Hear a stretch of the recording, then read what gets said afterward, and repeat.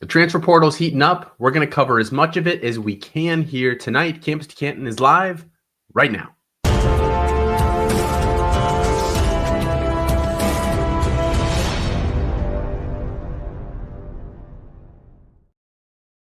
It's Matt Bruening and Austin Nace here with Campus to Canton.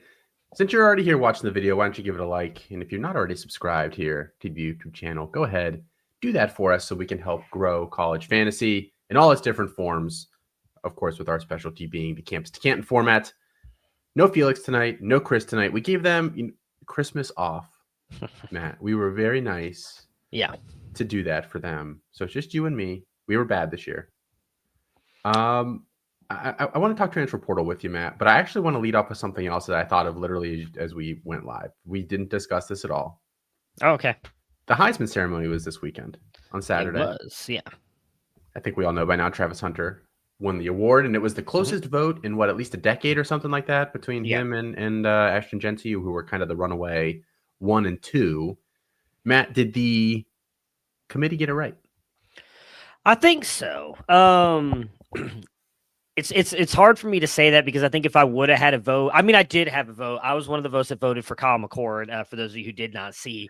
But I probably would have voted for Ashton Jeanty because I think he put up a historic season. But I guess it depends on what you think about the Heisman. And a lot of people say that that's the best player in college football. And I really don't think there's, as much as I love Ashton Jeanty as a player, I really don't think there's much of an argument for him over Travis Hunter if you're talking about the best player in college football. I get that he wasn't leading any of the wide receiver stats or leading anything in defensive back, but like Jeanty wasn't also playing linebacker while also playing running back. And I hated the stuff that was put on Twitter about like, well, look at all, snaps aren't this or that. Like, it doesn't matter. Like, I don't care about the fact, because I think, what was it? Everybody was talking about Travis Hunter had more, or was it Jeanty had more snaps than Hunter? I don't remember how that. No, Hunter had to have had more snaps. Yeah, he's playing like 120 a game. That doesn't make any difference to me on that part of things. Like, he was, you could argue almost every single week, the best wide receiver on the field and possibly the best defensive back in almost every game that he played. He had an incredible season in doing that. He did something legitimately, who was the last person we saw do that? Dion? Like, we have not seen anybody do that in Champ Bailey, I think. Okay, somebody said that it wasn't like the quite the level in terms of receiving, but someone said like he did lead Georgia in receiving or close to it. There was someone else too. What was it? It's not Desmond. Who's the other? Was it Woodson? Didn't Woodson play a little bit of wide receiver as well? He did, but not nearly as much. Yeah, obviously you had like Chris Gamble and some of these guys who weren't as prolific, but you talk about like it's such a rare group of players that have done that on both sides of the field, and then you talk about how none of them produce the way that Hunter did. Maybe Hunter didn't produce defensively the way some of those guys did, but those guys focused more on the defense and only played a little bit of offense. I mean, Hunter was legitimately out there almost every single snap of every single game except for the game that he got injured. I think it was well deserved by him. I haven't had a chance to watch his full speech. I did watch some of it. I actually thought he nailed his speech and everything. So it was an interesting ceremony outside of some of the other stuff which we don't have to get into. But I thought they got it right. It's one of those years where I think Felix tweeted this out, and I rarely agree with that man, but I did agree with him. And this was like, I wish they should have just done co-Heismans. And I kind of hate that because it's like a participation trophy thing. But I don't think that we will.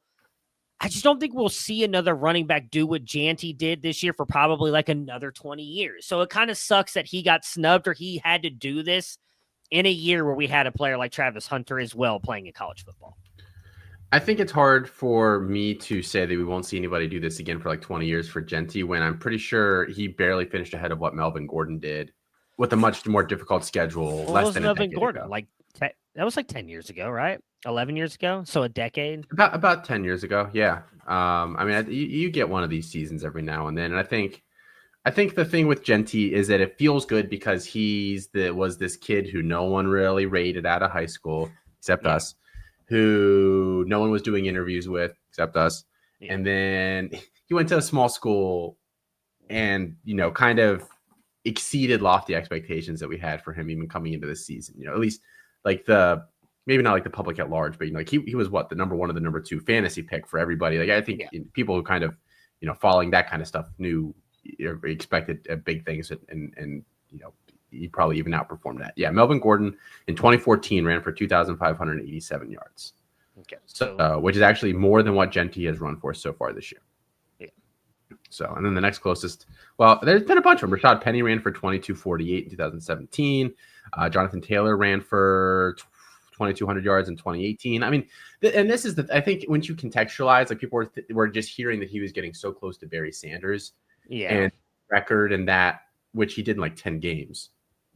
It's been seemed so untouchable for so long that I think the casual fan, once they kind of got a hold of that statistic, that little tidbit, really focused in on it. But I mean, he had to do it. It took him like 4 more games to get here. He had a good season. Maybe if he doesn't get injured with like 6 games left in the season, maybe he would have ended up running away with it, because I think the elbow and some other stuff going on.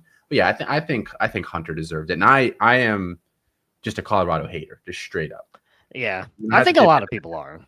But so for me to say that, I think I really think that he deserved it. He even if he was like the 20th best wide receiver and the 20th best corner in the country, that's insanely valuable to get that out of one person. Yeah. And I know it's not an MVP. I know blah blah blah blah blah. But and I think both schools tried their best to pump these guys up statistically. So I don't think you can make that argument for either guy. I disagree with that. You don't think they on Boise State 30 times a game? But absolutely...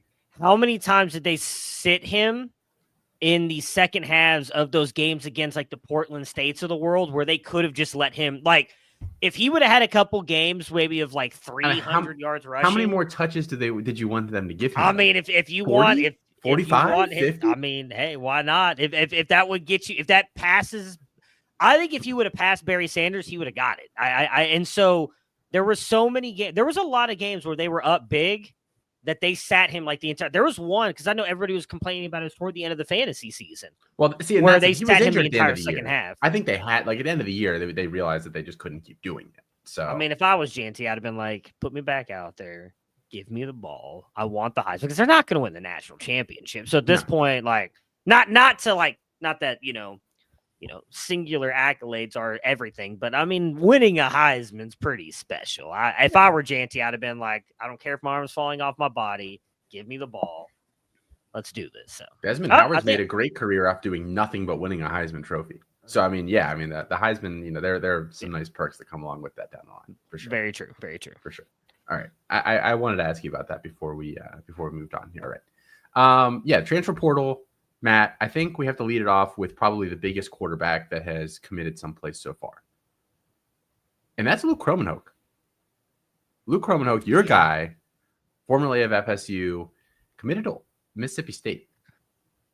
Yep. They just lost all of their quarterbacks, right?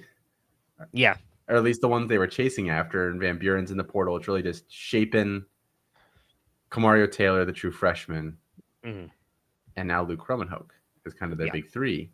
I mean, with Levy running things there, that actually seems like a really good spot for him. And I think I was all the way out. Just when I'm out, they pull me back in. And that's kind of what this feels like. Yeah, I mean, I'm excited.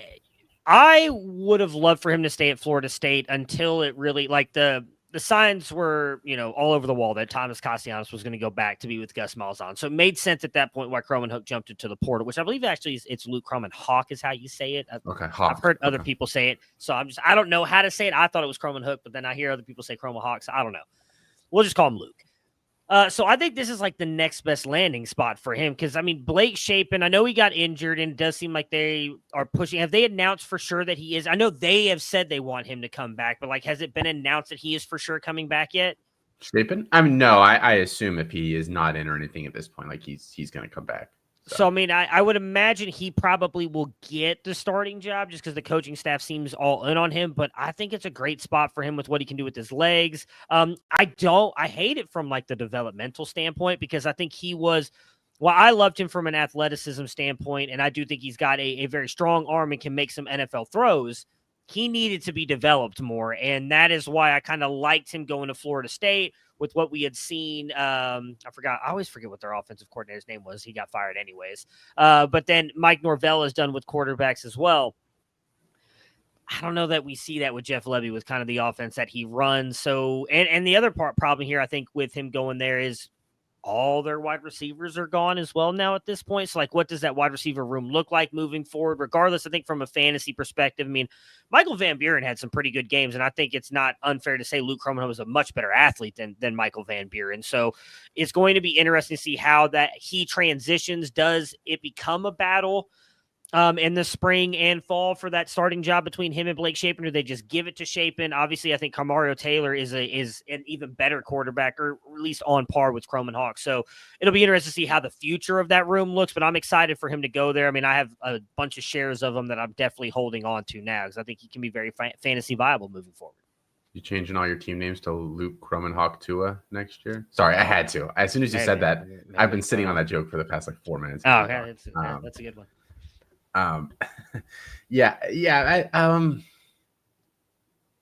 So I've seen some people talk a little bit about they saw some things from him at the end of the year that they were kind of encouraged by, and they think that he can build off of.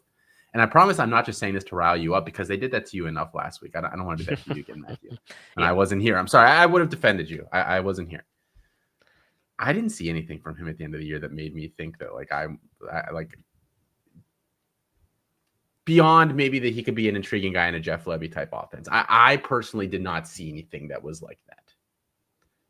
So I don't know. I do think that I think Levy can make pretty much anybody look okay.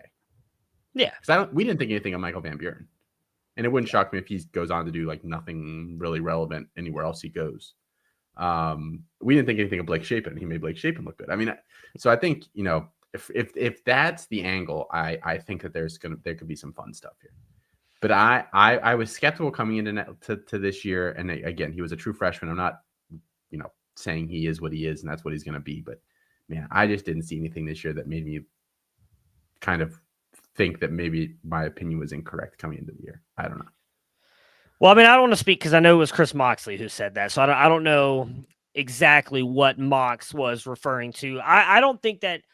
I thought I saw some progression from him. I mean, there was a lot of talk early on, myself included, about like how I can't remember the first game that he got into. It may have been they played Georgia Tech early. I'm trying to remember what the game was. He had like a 60-yard run. Maybe it was Duke, but it was like a broken play. Yeah. And like he just broke through the middle of the defense and had like a 60-yard run. It might have been Duke. I don't remember. Yeah, so I'm trying. I can't remember who it was because it was right after DJ got hurt, and technically Brock Glenn started the game, and he was just horrible. And then so Luke got in there, and like from that perspective, like from the fantasy side of like him getting a 60-yard run, he had a couple nice passes in that game. Like he looked like he had a good game, but really like he got a little bit lucky on the run. Toward the end of the year, from my point of view, I felt like he wasn't bailing out of the pocket as early as he was in some of those other games. I feel like he was making nice throws, but maybe this is a Felix Avery Johnson thing all over again, right? We're like, oh, I was higher on Luke than most of us here anyways, but from what I expected from him, I felt like I saw the progression in that. And again, I thought he was a little bit raw coming in, and I felt like he improved somewhat. I would not say that he was great at all, but I thought he was better than the way he started the season, which I think is all you can ask from a true freshman. And I said, I'll be honest, like from a fantasy perspective, I like this landing spot. From like moving forward to an NFL side, I hate it, to be honest, because like I don't think Levy's offense is going to improve him from like a quarterback standpoint, if that makes sense. No, I agree. And I wonder what he's going to be throwing to next year, because they do lose Kevin Coleman, who we're not going to really talk about today, but he's headed to Missouri. And somebody else, Mario Craver, who is... Yeah. Did he officially choose A&M? I didn't. I was trying to look because I know I saw he was in... I saw some rumors that that there was a strong, kind of connection there or whatever, that there was where people were leaning that he was going to go. But I haven't seen that confirmed yet. But I mean, regardless, that probably, It is confirmed. Yep. Okay. Today. Yesterday. Yesterday, he committed to A&M. Okay. So Akiari is the only one still there, right? Yeah, I believe so. If he even has eligibility, that I'm not even sure about. So that wide receiver room is going undergoing some overhauls. So we'll pay attention to that, see if they can snag anybody here out of the portal, and If not, maybe might be a bit of a rough year there for that whole offense. But who knows? Who knows? Yeah, I mean, it's right now Braylon Burnside and San Francisco McGee. That's two. That's not a name. That is a name. San two guys. Francisco McGee. Is it spelled like San Francisco, or is it like some sort of like clever spelling? But when you say it out, No, I'm sorry. It's San Frisco. It's like Frisco, Texas, and San in front of it. San Frisco McGee and Braylon Burnside. Those are the two wide receivers currently on. Oh, I'm sorry, and Ricky Johnson currently on Mississippi State's roster. So I don't know who two of those people are. I don't know who any of them are, if I'm going to be honest with you. So that's wild. But Braylon Burnside, and that's the one that's the name I recognize. Yeah, San Frisco McGee. I mean, that's it's a solid college football name right there, I think. You ever wonder what people are thinking about when they name some of these kids? Yeah, because I mean, I've named two kids, and I'm just like, I don't understand that one bit. I mean, I don't know. I don't know why you'd want to do that to your kids, but yeah, I saw one the other day. We don't have to get into that. I don't want to offend anybody. All right. Let's get into the real quarterbacks we actually might care about. I did a video today. Caden Salter announced he's headed to Colorado, formerly of Liberty, formerly of Tennessee. I think this is a really good match in terms of like conceptually for all parties involved, whether it ends up really working out, because there are some, I think, kinks potentially. But I think like in terms of developing a succession plan, where I know you were fine with maybe Juju Lewis playing early. I'm very skeptical that he should do that.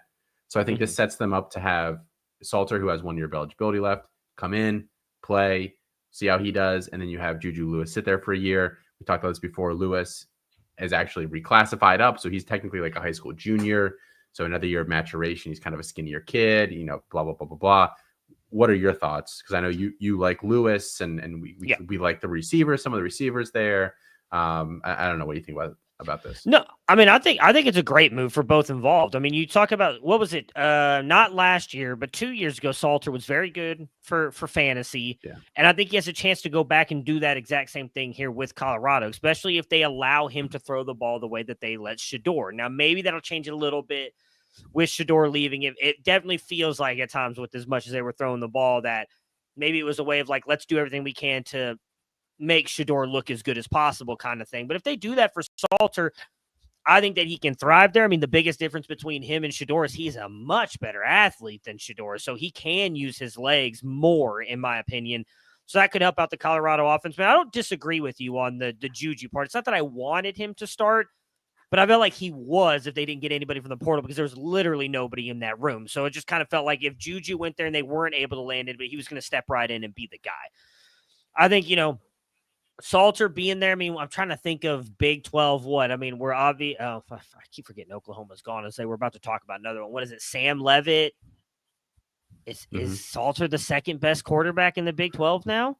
I don't know. You'd throw Becht in there. You'd throw Retzloff in there. You'd throw. I think I'd take Salter over both of them. Devin Dampier. That was what I was about to bring up. Would you take Dampier over him? I feel like Salter. Oh, I forgot there was a game on tonight. So here's the thing with Salter. I think he had that really good 2023. I think that was an outlier for how good it was. He had a really bad 2024. I think that's probably an outlier for how bad it was. So I think we're going to split the difference between the two of those. I think the thing with me with Salter, do you know how many times Shedeur threw the ball this year? Oh, it had to have been like upper 400s, right?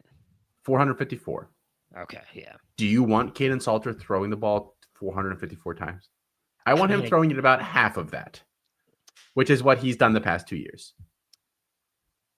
That's fair, but I think, again, you can trust you. Well, if Shermer uses his legs at all, I think, again, he will still bring you some fantasy success. I don't think we're going to see the Shedeur, because what is Shedeur? Shedeur finishes like top 3 quarterback in fantasy, didn't he? Or at least top 5. I know he was for sure top 10. I don't think Salter's going to do that, but I think, what was he? I know last year he was like in the 50s. Like, I think he could bounce that back to a top 20 quarterback at Colorado. I don't know that you want him throwing that often either. By the way, Avery Johnson, we should probably put over Caden Salter as well. I was trying to figure out who the other quarterbacks were in the Big 12. That's probably it, though. And then maybe Dampier. Honestly, maybe Jalen Daniels, too. Healthy Jalen Daniels, who I think has said he's coming back. I mean, I'd probably take him over Salter, like straight up, if I was just building a team tomorrow. But let's all just agree that Sam Leavitt's number 1 in the Big 12. I just want that. Yeah, I don't think anybody's really that close to him. I mean, Avery's Oh, probably the yeah, closest, maybe.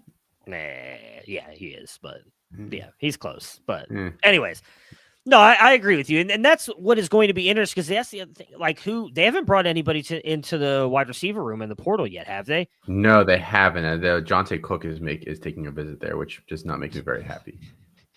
Yeah, hey, could be the one. I mean, look at what Hunter did with what was it? It was more Hunter and Wester this year than anybody else on that offense, right? Yeah.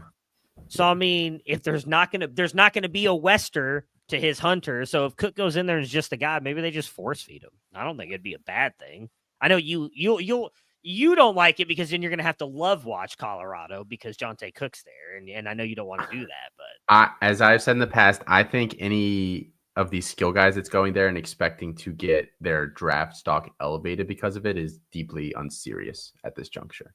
Like, that's not why they're going there, because it hasn't happened for anybody yet, right? it could though. Well, I mean, I guess it. I mean, Hunter's kind of a cheat code because he's gonna You go. cannot But use Hunter and you cannot use Shadur in this argument because Travis Hunter was the number one recruit in the country and, kind of took the path that he did to do this. I don't think you can include him in any of this. What am I talking about? I forgot all about Omarion and Draylon Miller. So he'll have Yes, they have those throw the two. ball too. Yeah. But that's really it. Like, Yeah. the rest of that room actually does clear out quite a bit. Cordell Russell's leaving. Not that we think anything of Russell, but yeah, he's leaving. Everybody's leaving, and then you had Wester, Horn, and Hunter all going to the NFL. So yeah, and they have 3 true freshmen coming in. 2 of them I really don't think much of at all. Adrian Wilson and the Farrakhan the third or something like that. Oh yeah. I have very low grades on both of them. The Quentin Gibson kid is really interesting, who they have committed there. He's from Texas, but he's like 5'7", 160 pounds. So in terms of like long-term projection, we're not, elevating that too high up the rankings, even though he is a very fun watch. So yeah, I mean, I think theoretically, I think it all works really, really well. Where I think I have questions as to whether it either all comes together or it all just is an absolute train wreck is how good's the offensive line next year? How much are they actually asking him to throw / what does the offensive system look like? And do they add more receiver pieces there? I think those are kind of the questions that I have in terms of like they hit the ceiling of what that potentially could be. So it looks like from their offensive line standpoint, which was fairly good this year, they are losing. They're losing 3 of those pieces from the offensive line. Their left tackle, right guard, and right tackle. Wait, I thought their left tackle was Benton or whatever, that true freshman. We have it as Phillip Houston. Maybe he got injured and then Becton went in. Am I wrong on that? The freshman started like all season, and he was pretty good. Him, and then there's another like true freshman or redshirt freshman that was on the line who were both pretty decent this year. The rest of the line, whatever. I don't know. There's 3 guys Seaton, that we have. Jordan Seaton.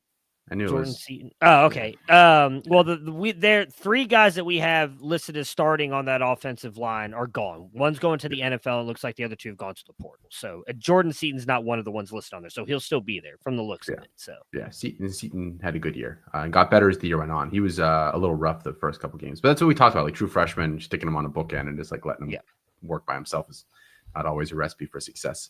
But I think he acquitted himself pretty well. Yeah, so I'm going to wait and see. I will say, and the other thing I will say real quick about on Salter's behalf is that a lot of the underlying stuff, as I talked about in the video that I did today for the YouTube channel here, was like really comparable. The ADOT was down 2 yards, which I think is probably either more he lost all his receivers and the ones they replaced him with stink, or the new offensive system. I think you point to one of those 2, and that's probably the culprit for that.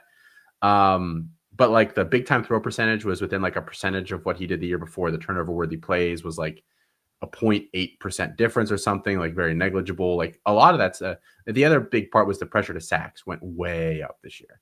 I don't know if he was injured or what the culprit was for that, or maybe the line was working. Again, like I just don't know. I don't know. But so it'll be interesting. I'm waiting to see. Yeah, we definitely know out of all of us here, you were the one not watching Liberty. So, okay. So in our online dynasty that we do for like all the members at Campus to Canton, I made the playoff, and I got matched up with Liberty in the first round, and it's a computer. It was like one of the few non-user teams that made it, and I just whooped that ass. I won like 80-0. I did not. I was like, they tried to sub out all my starters. I was like, nope, get them back in there. Get them back in there. Yeah. Just dogged them. I was like, oh, this is awesome. So that was fun. That was a good time. John Mateer, formerly of Washington State, did officially commit to Oklahoma shortly before we kicked off the show here tonight, following his offensive coordinator over there. I'm interested to see how this works out, because I think the line there is really. We're going to talk about the same things I think we just talked about with Caden Salter. The line there is going to be atrocious. I don't like the wide receiver talent. The guys that they're targeting in the portal are all like FCS D2 guys. I just don't trust that. I think this potentially could be disastrous without it being a total indictment of John Mateer, who I'm not saying is like that. John Mateer's not like, he's not Cam Ward, right? I think people want to make that comparison, the easy comparison, the lazy comparison there. They're not really similar at all. I have a feeling this might blow up, and Venable. It would shock me more if by the end of the year this works than if it does not work. Venables is fired, Arbuckle's gone, blah blah blah blah blah.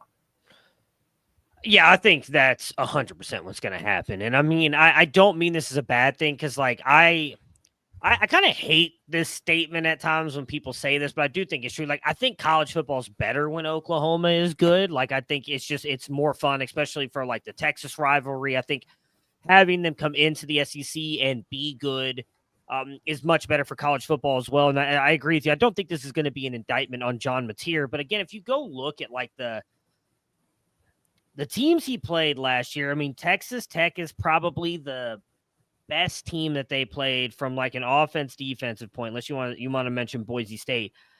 He won that good, at least from a passing perspective. 115 yards, 1 touchdown, 1 interception. Now he did almost have 200 yards rushing and a touchdown. So like, and I do think he will be able to do that some, especially with Arbuckle going over there. Arbuckle knows Mateer, knows how to get the best out of him. And that's the one thing I think you can say. Obviously completely different offensive coaching staff stuff here, but like, we talked a lot about it. I know you and Colin did as well on Campus Life. Like when they made the switch to Michael Hawkins from Jackson Arnold, like that was really the only thing that Michael Hawkins was succeeding at, was like running the ball, but like he couldn't really pass it. And so when defenses kind of wised up to that after 2 or 3 games, like Hawkins was just kind of dead in the water. He couldn't do anything. We're like, I do think Mateer can pass the ball some, but as you mentioned, not a great wide receiver. I mean, was it Burks is coming back, and I think, was it Jaden Gibson, although he hasn't really done much. Gibson should be back. I just don't think Gibson is good. I think Gibson is like a 250 to 300 yard receiver. Like I didn't think that's what he is. So I mean, it's right now, as you just mentioned, it's him and Burks. I mean, I think Venables is gonna be fired after this season. I don't see any way. I mean, what I know they made a bowl this year, so I know they won 6 games. Like, do we really think they're going to win 7 or 8 next year? I would not be surprised if they're not 6 and 6, or maybe even 5 and 7 and miss out on a bowl, and Venables gets fired. And it's not a bad thing against Venables either, because like I think he's a great defensive coordinator. I think he's just maybe one of those guys who is better as a coordinator than a head coach kind of thing. Yeah, they haven't done a good job putting together anything really positionally on offense since he's been there, which is kind of a big deal. Their schedule next year, I just wanted to look it up just to see what they've got. There are some wins on here for sure. I mean, they're Illinois State, Michigan, Temple, Auburn in September. Then it goes Kent State, Texas, South Carolina, Ole Miss, Tennessee, Alabama, Missouri, LSU. It's a tough schedule. It's a tough schedule. I was, as you read the names off, there's 3 wins I give them like pretty easily. The rest of them, I mean, like maybe. Yeah, some coin flippies in there. You assumed, they could probably win half of LSU, Mizzou, Auburn.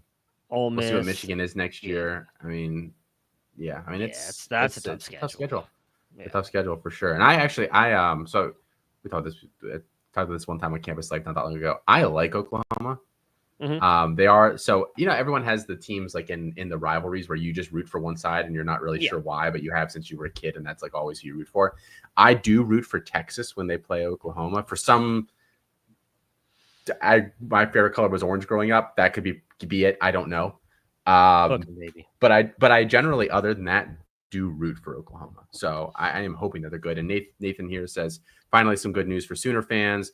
Snowball effect hopefully will bring in some O-line and a solid wide receiver depth. Nathan, I'm sorry you have to find out this way. That is probably not going to happen. But rooting for you guys. But hey, I mean, real quick on that thing, just to give Nathan a little bit of hope. Just take one bad year, let Venables get fired, and then you guys have the money. You guys will be able to likely get hopefully a really good offensive coach, and then Oklahoma will rise from the ashes and maybe win the SEC in the next couple of years.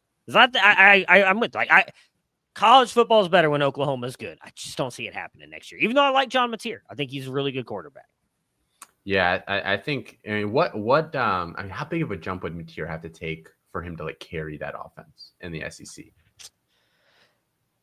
I mean, it's pretty big. I would think pretty big, just because again, like if you look at those two teams, the best two teams he played on his schedule last year, Boise State and Texas Tech, he was not good in either one of them. No. Dominated the Mountain West, but you ain't playing the Mountain West schedule. I mean, let's just assume Ole Miss is even close to what they were last year. You said Ole Miss, Alabama, Texas, who's still going to have a good defense. I mean, that's a murderer's row of a schedule right there. If they're still in the Big 12, I might think differently. I might be like, okay, they maybe have a shot to win the Big 12 championship, but that SEC schedule, as much as we like to clown the SEC for saying, it matters more, I don't really get many breaks in that schedule. No, you definitely don't. Drew asks, I have a team with Salter, Mateer, and Castellanos, all who have new homes. Who scores more fantasy points next year? And then bonus question, does DeMond Williams outscore them all? I mean, if I have to pick two out of those four, I'm taking Castellanos and DeMond Williams. Yeah, I think those would be the two highest scoring. Yeah, I agree. I think Salter could be close to Castellanos just because, again, I love the landing spot for him with Malzahn, but I'm so worried that he's in the same situation as Mateer. Bad offense. Well, Mateer, I think, has a better offensive line, but Castellanos is likely going to have a bad offensive line because Mike Norvell has not done anything recruiting-wise over the past couple years. They have nothing at wide receiver. So you're just hoping he gets you like 200 yards rushing every single game, which might be possible outside of maybe against Clemson. But I mean, and probably not such a difficult schedule. The thing that's tough for like the three big Florida schools when they're down is that you play the other two big Florida schools every single year. So if you're down, it's two tough, losses, that tough matchups there. In addition to, Miami's a conference game. Florida's not, but you always have Florida in the non-con. That hurts. Matt's reacting to some news. Not news. You want to guess who Florida State opens up with next year? Alabama. Yeah. You knew that, didn't you? I thought I knew that. Once you said that, I was like, I think that their schedule's not easy. Alabama, then they get East Texas A&M. Okay, that's a win. But then Florida, Clemson, Miami, Pitt with no bye week in between there. And then it goes to be determined. So I don't know how the rest of that goes. But like that's pretty brutal too. And then they get Virginia Tech, Wake Forest, NC State, Stanford, Virginia. So maybe there's a couple wins in there. But I mean, again, probably poor offensive line. Currently no real wide receivers on that roster. I mean, is Hakeem Williams still there? I don't even know anymore. I don't know what happened to him. He just disappeared. I don't know if he entered the portal or not, but yeah, I mean, he's terrible, right? So, yeah. All right, who else we got here on the list tonight, Matt? Okay, no more quarterbacks. How about this one? Zach Branch. Yeah, heading to the portal. Second of the big named USC wide receivers from a couple years ago that hopped in. Deuce Robinson being the first. Branch did go into the portal with a no contact tag, apparently. Oh, I did not see that. Yeah, he's from. Well, he went to high school at what? In Vegas, there was it Gorman or what? Bishop Gorman. Gorman. I don't know. I mean, I think he's going to flourish somewhere else. Actually, I agree. Well, it's interesting because I saved this tweet and I wanted to go back and find it because I did not know the no contact thing.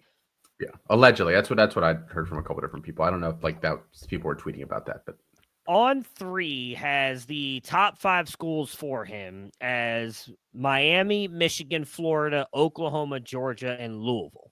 Now, again, there was a lot of reports early on when Miller Moss entered the portal of, hey, don't be surprised if a bunch of other USC players enter the portal once Miller Moss commits and they follow him. Which is kind of weird to me because I don't think Miller Moss is that good of a player. But, I mean, could he go? I mean, if he went to Louisville, he'd be their top wide receiver. I know there are a lot of rumors about Ohio State. There was a big belief that he was going to commit to Ohio State before Lincoln Riley left Oklahoma, went to USC, and then he chose to go to USC with Lincoln Riley. I don't know if that would happen because here's the thing. Everybody, because Micah Hudson was talked about going to Ohio State as well. Brian Hartline has never, and I mean never since being at Ohio State, so that's been 6 years now, I think, taken a transfer portal wide receiver. They have not taken a wide receiver out of the portal at all. He's gone. He's taken his guys out of the recruiting classes. That's it. I mean, I think you'd make an exception for Zachariah Branch, and I think he would be a very intriguing fit there because, I mean, they don't have that right now. It's going to be Brandon Inniss. He fits with Smith and Tate well. Yeah, like it's kind of the third different option there. Yeah. But I think, and they lost Jaden Ballard today too. Yeah. He went to Wisconsin. Was he the one who went to Wisconsin? Okay, that's what I thought. So, I mean, like right now, the projected guy that's going to start in the slot once Mecca goes to the NFL, it's going to be Brandon Inniss. And look, I love Brandon Inniss, but you're putting Zachariah Branch in as the starter right then and there. I think outside of, I mean, maybe I'm letting my priors of Michigan get in the way here. Outside of Michigan, I don't hate any other spots. Like if he were to go to Oklahoma, I think Arbuckle could get the best out of him, and it helps having a guy like Mateer there at quarterback instead of Michael Hawkins, who would have been the projected starter had Mateer not transferred. So, well, they've used Burks how you would want to use Branch, right? At least based on what we've seen through his first 2 years in school. Is that overlapping skill set potentially? For use of resources. I'm not sure that necessarily makes sense for all parties involved. Yeah, I mean that's fair. I think.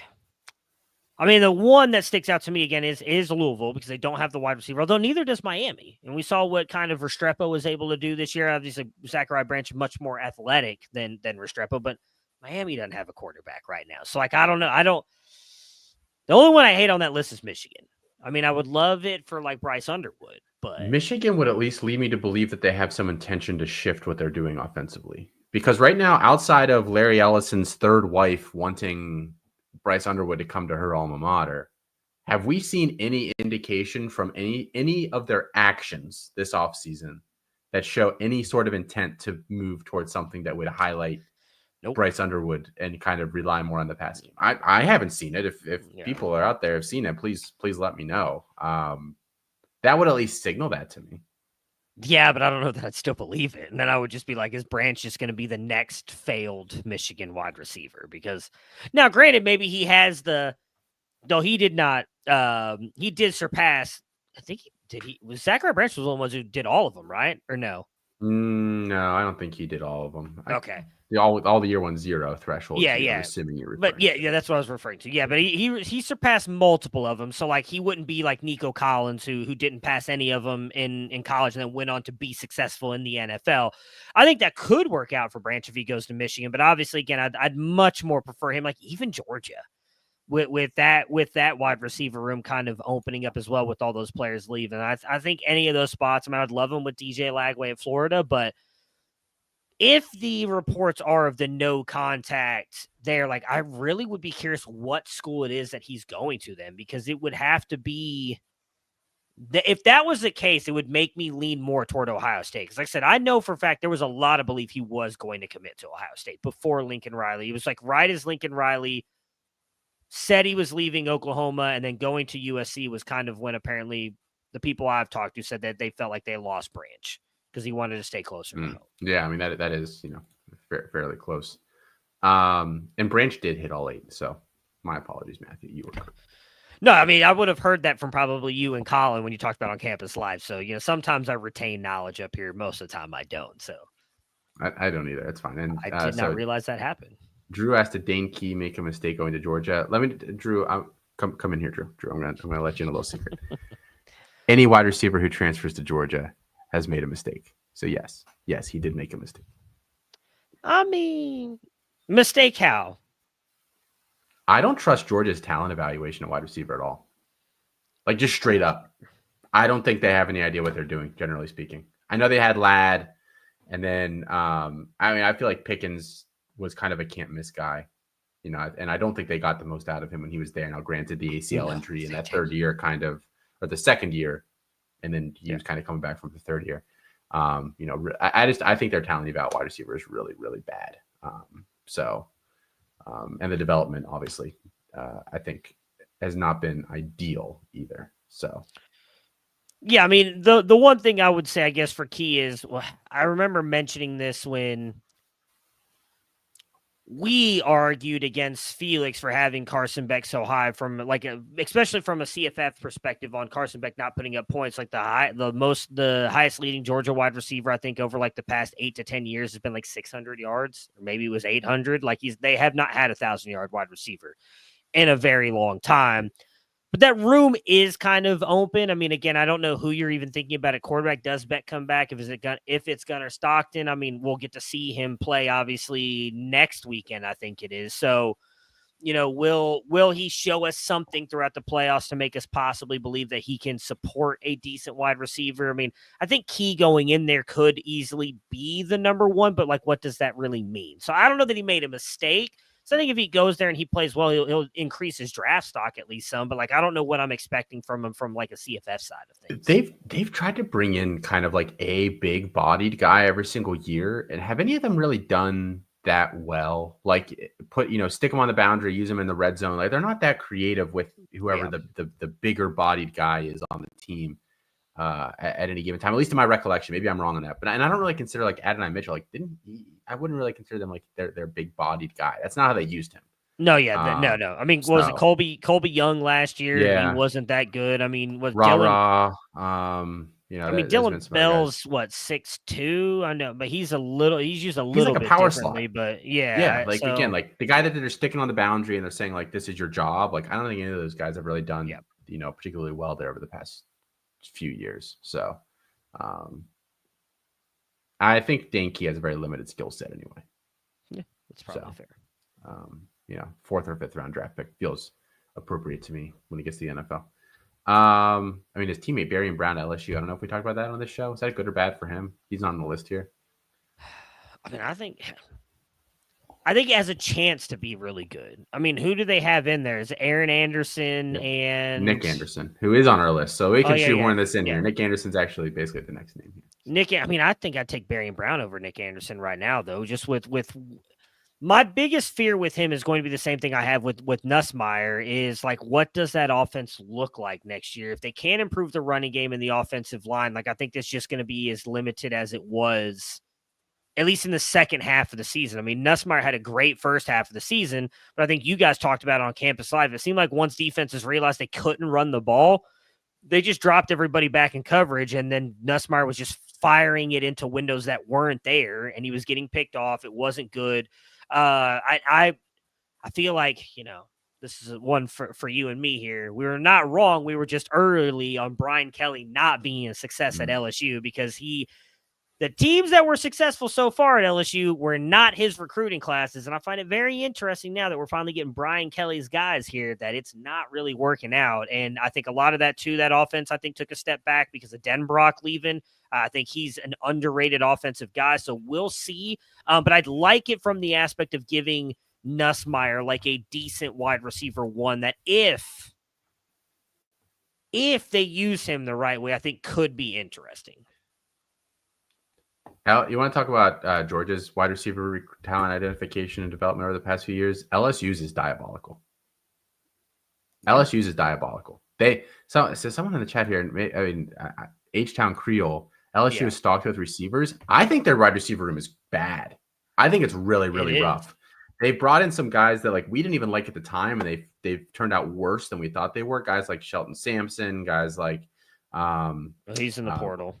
Yeah, Brown, who was at Florida State last year or whatever.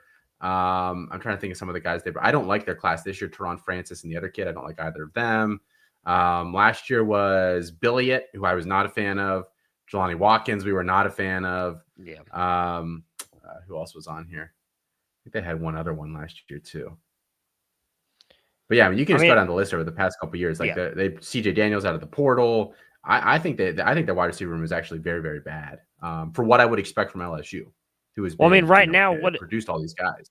what is it? It's Watkins, Billiard, Aaron Anderson, and Chris Hilton Jr. That's it. Like who Yep. are you inspired by in that room? Like what I will say, H-Town, is like, yeah, LSU's wide receiver rooms used to be stacked until they brought in Brian Kelly, who, if you go back to even his time at Notre Dame, couldn't recruit a wide receiver worth anything. And again, I think that's the problem. Like LSU, and I said this in the video about when I did my top quarterbacks and talked about Garrett Nussmeier, like I think it would have helped him if they had good wide receivers. And you could argue LSU was like right there with Ohio State as like wide receiver U. And then since Brian Kelly has got there, that's just disappeared. LSU used to dominate with the wide receivers they had. I mean, what are they? Justin Jefferson, Malik Neighbors, Odell Beckham Jr., Jarvis Landry. I know I'm missing multiple other Jamar names Chase, as well. Brian Thomas Jamar Jr. Chase. Yeah. Like that's 6 guys right there. I mean, they've had an incredible run of wide receivers, and then it's just fallen off. I mean, Kyron Lacey was not horrible last year, but I don't like think Kyron he Lacey, deserves. but he's gone. Yeah, I mean, yeah. yeah. And I don't think he deserves necessarily to be even named in those 6. But if you want to put him in there as the 7th, like again, that wasn't a Brian Kelly guy though. So like Brian Kelly's done nothing to improve this room, and I think a lot of that goes back to stuff we talked about when he got hired. Like, sure, this is a sexy name, I guess, in a way because of what he was able to do at Notre Dame. But if you looked at his recruiting, it was all about the offensive and defensive line, which is a good thing for the SEC. You need to have a good offensive defensive line, but like he's done nothing to improve the offensive skill position players, specifically at wide receiver, which has kind of been LSU's calling card over, I would say, that at least the past decade. I mean, that's what I'm worried about with Nuss. But bringing in a guy like Barry Brown, I think, is going to be a good thing. Just how effective will that offense be? Yeah, just again, their wide receivers that they have coming in 2025, if maybe they're looking for some freshman help. Teron Francis is their highest rated guy. He's wide receiver 25, according to the composite. I have him as my 26. Like, yeah, I mean, he's okay. I don't love him. And then Phillip Wright, who's 47 in the composite. I have him down in like the 50s or 60s somewhere. And that's it. That's it. So Nick Anderson, they actually brought in Destin Hill as well. I saw that. Your boy, yeah. Has he even like played a college snap? I think he played a little bit of Florida State. I think he caught at least a pass. I'm pretty sure because I was like, oh, thank you. So it'd be interesting. I mean, I think Anderson and Brown, I mean, slot in right away. I mean, they have yeah. to. Oh yeah. There's nothing else there. So we'll see how they do. And again, H-Town, if you're an LSU fan, I'm not a Nick Anderson fan. Have not really ever been a Nick Anderson fan. And we'll see what Barry and Brown can do. We were really big on him, but yeah, development. How much of that's on Kentucky. How much of it's on him? Who's to say? So, all right, here. Who else we got? Oh, okay. Let's talk this one. I actually don't think this has even actually happened yet, but the crystal balls today all flipped here. Eric Singleton to Auburn, formerly Georgia Tech. A little bit of a down year this year overall, but still, had a couple of big games and kind of did what he does. I mean, I kind of hate this for everybody, right? Just in terms of if you had Singleton, it probably hurts his like immediate value. He steps on the toes of all the freshmen that were there this year that we like. Good for Jackson Arnold, I guess. Yeah, I mean, I think it could be a good thing for Singleton. I guess it would come down to who's going to end up being the one because they'll be used differently between him and Cam Coleman. But I think, definitely, I think it hurts more probably Perry Thompson and Malcolm Simmons than it does Cam Coleman. The big thing is also going to be what Jackson Arnold do we get? Like, can Hugh Freeze kind of turn him around? Because I talked a little bit about it in the video of him going over there. Hubbard has the worst ranked offensive line in the C2C winning edge than Oklahoma did, and that wasn't pretty for him last year. Now, granted, he did not have anything close to the wide receiver room that he's going to have at Auburn, so maybe he's able to turn it around a little bit, but I don't think Jackson Arnold, I never thought he should have been a 5-star. I think he's been a little bit overrated, but I do think the landing spot is good. It's just going to come down to I don't think Singleton's going to put up the fantasy points we hoped if he had gone maybe somewhere to be the one, because I think it's going to be hard for him to just take over and be the one at Auburn with that group there, especially when Malcolm Simmons played as a freshman last year. And again, Cam Coleman's just an athletic freak, so I imagine they're going to continue to get him the ball. So it's an interesting fit, and I get it in a sense of I feel like Hugh Freeze is kind of doing everything to go all in to try and win and make the playoffs this year, because I think maybe he's already on the hot seat after 2 seasons. So it's at least an intriguing fit. What was I just going to say? I don't remember what I was just going to say. I had a follow-up question for you. Went right out of my brain. Is this a make or break year for Hugh Freeze? Yes, I think it is. Yeah. Yeah, I mean, look, I say that, and then I wonder if he would get one more year because of Deuce. Yeah. I mean, that's what you say to the administration, right? Yeah, because I think you don't want to lose Deuce Knight. So I think maybe they give him one more year, but I mean, it's not been a good 2 years. Which is, like I said, that's why I think they went all in and got Arnold. I imagine they ponied up a decent amount of NIL to get Arnold and Singleton, if it's official. I just don't know if it's going to work out. Because Auburn, I mean, I'll pull up their 2025 schedule. I imagine it's not much easier than Oklahoma. Sure, it's tough. So. Yeah, I mean, they always play Alabama. They always play Georgia and Alabama because those are both rivalry games every year. So, I mean, right off the bat, you play the 2 best. Whatever, Alabama wasn't top 3 or 4 or 5 team. You like, generally speaking, coming into the year, like teams you would expect to finish top 2, 3, 4. You play 2 of them every single year. That's right. It's actually not that bad. Okay, they missed Baylor, Ball State, South Alabama, Oklahoma. I think they could win all of those. You know, Oklahoma would be probably a coin toss, but I think they could win that. Then they get Texas A&M. I mean, that one's interesting, and it is at Kyle Field, so maybe they lose that one. Then they give a bye week. Georgia, probably a loss.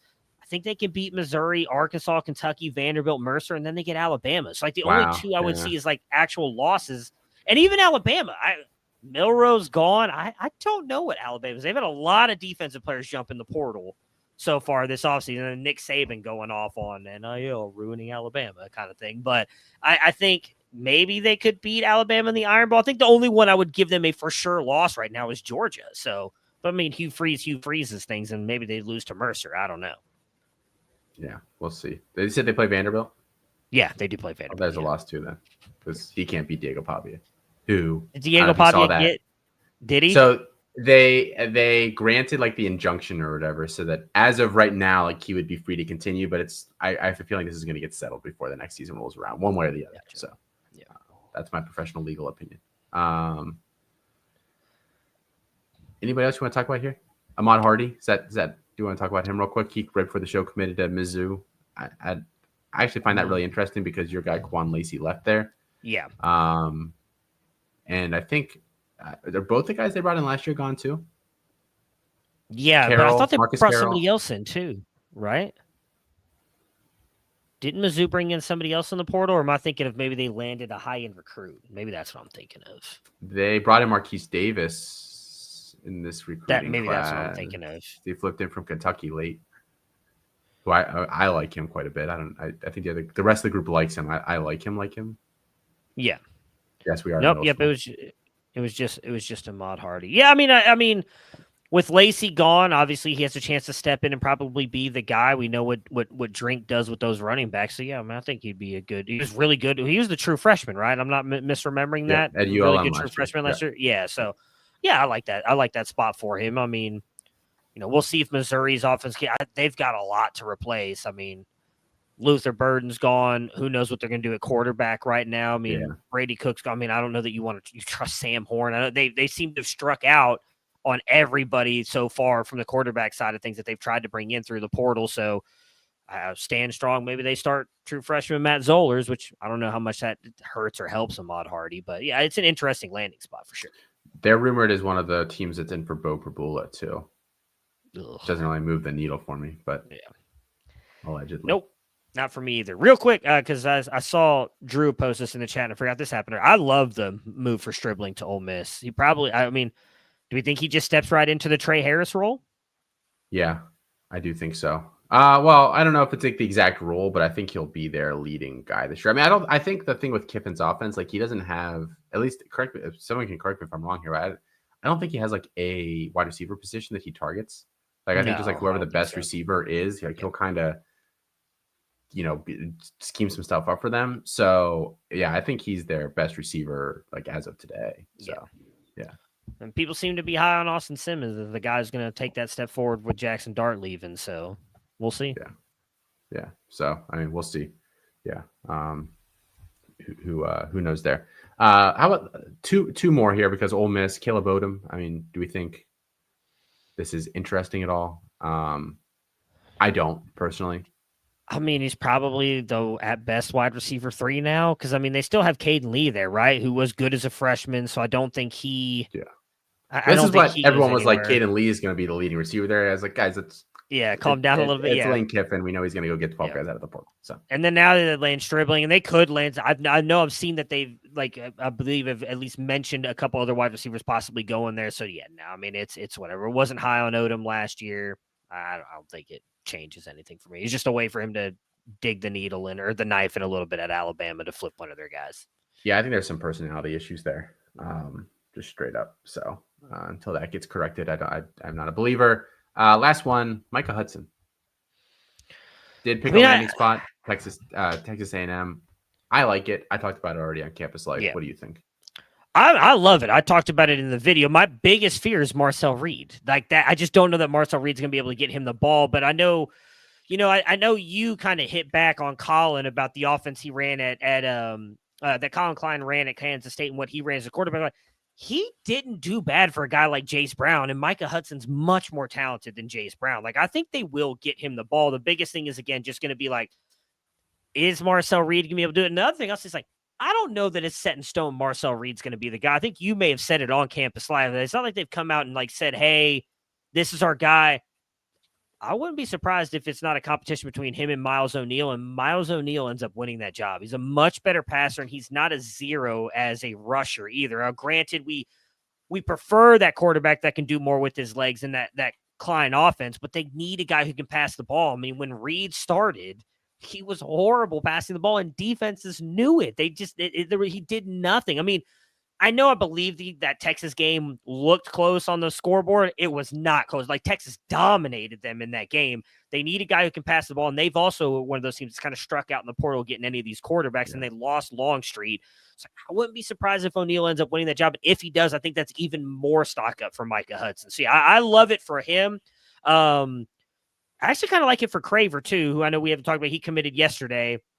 I know you mentioned it earlier in the show. Like, I think he could honestly step in and be the number 2 because it's just Noah Thomas, Jade Walker, and I know there's somebody else there right now, but like that's it. Terry Bussey. Yeah. Those are like the only 3 where, I think easily Micah Hudson and possibly even Mario Craver could be like the top 2 wide receivers for the Aggies next year. Yeah, I think that I think that there are still some quarterback dominoes that we don't know about yet, and maybe we aren't even like thinking are potentially a thing that are going to happen. So I don't have any names to really toss out there, but I have one that I think would be interesting to go there because he can't. No. He's already in the portal. Oh, okay. Devin Brown.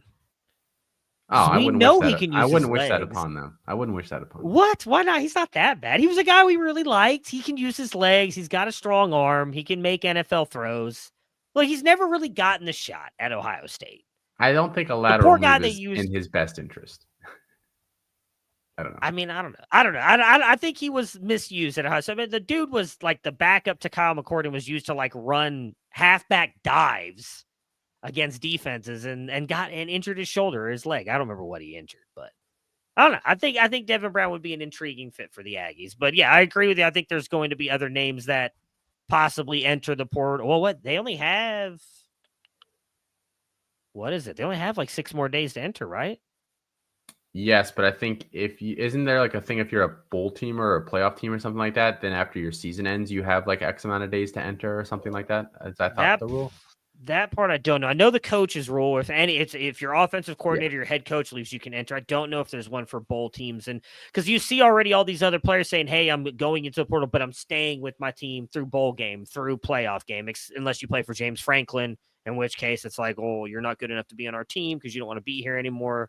I don't think that's actually Franklin's stance, and I think it is. Despise Penn State, but I despise James Franklin. So that too. How I was thinking about this today actually because I think of every angle to hate Penn State possibly through that you can imagine. Ryan Day and Ohio State are considered like this soft mental team that can't overcome. Like how soft do you have to be to have such a like rut of a losing streak against a team like that? Yeah. It's just mind-boggling to me. You know, I don't know. I've said before. You know what? Texas A&M, go throw that bag at Drew Allard. Get Drew Allard to come to College Station. You know, I mean, like I feel like there could be a couple of guys still like that haven't quite hopped in yet that might be considering it. I mean, maybe I'm wrong. Maybe we've already seen the best of the position that's going to enter. But I could see it. I could see it. Oh, you know who I would love to see actually. Now that I think about it, who? Jalen Milroe. Jalen Milroe to the Texas A&M Aggies. Why not? I mean, they like blame everything on him of what happened to Alabama this year. I think he was the only good thing about that offense. I mean, well, besides Ryan Williams, right? Besides Ryan Williams, but I mean, I don't know. I'm trying to think of trying to give Aggies. They've been down bad for a little bit since Johnny Manziel. I'm just trying to give them some hope here. Well, we don't have to give them hope. College football's better. No, it's not. Don't start it. Don't start it. All right, that's going to do it for tonight's show, guys. Apologies to Kirk Herbstreit. We ran out of time, but we'll get him rescheduled. Yeah, make sure you're subscribing here to the YouTube channel. Like the video if you haven't already here. And if you're listening to this on the podcast feed, make sure you're giving all the other shows on here a shot as well. I promise you guys, all of them are worth a listen every single week. I don't remember how else Felix ends this show. Apologies, Kirk Herbstreit ran out of time. I did that. Good night. Good luck. Good night. Good luck. Okay. Yeah, I think so.